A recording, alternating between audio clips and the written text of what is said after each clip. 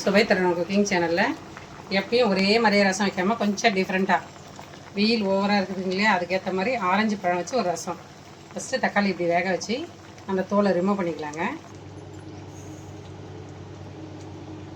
வணக்கங்க, சுவை தரணும் குக்கிங் சேனலில் ஆரஞ்சு பழம் வச்சு ஒரு ரசம் இல்லைங்களா, அதுக்கு மேட்சிங்காக வாழைக்காய் வறுவல், மசாலா வறுவல், இஞ்சி பூண்டு பேஸ்ட்டுங்க, வீட்டு குழம்பு மிளகாத்தூள், மஞ்சத்தூள், கரம் மசாலா, ஜீரகத்தூள், உப்பு, இது கூட எண்ணெய் ஒரு ஸ்பூன் சேர்த்து இப்போ எல்லாமே இந்த மசாலாவை ஃபஸ்ட்டு பிசைஞ்சிக்கலாங்க.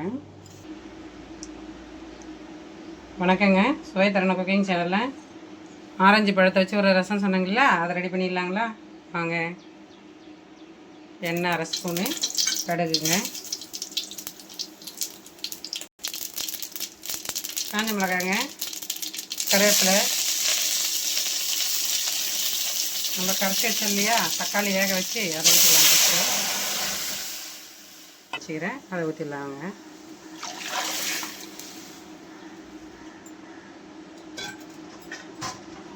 அதுக்கடுத்து பூண்டு போட்டுடலாங்க.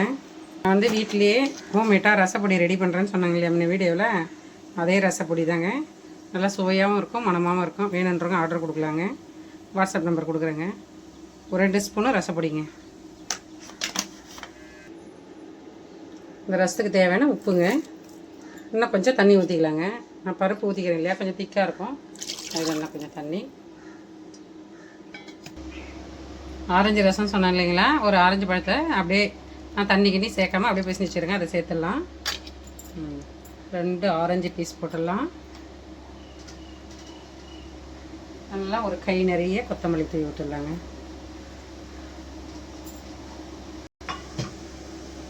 ரசம் ரெடி ஆயிடுச்சுங்க, இறக்கிடலாம் வாங்க.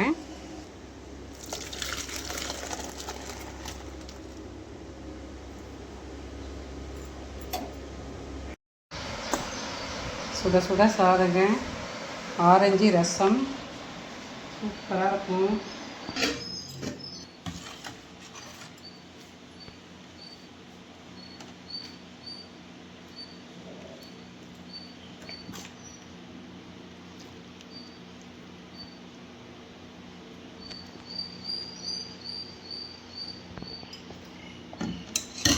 இதுக்கு முறுமுறுன்னு வாழைக்காய் வறுவலுங்க.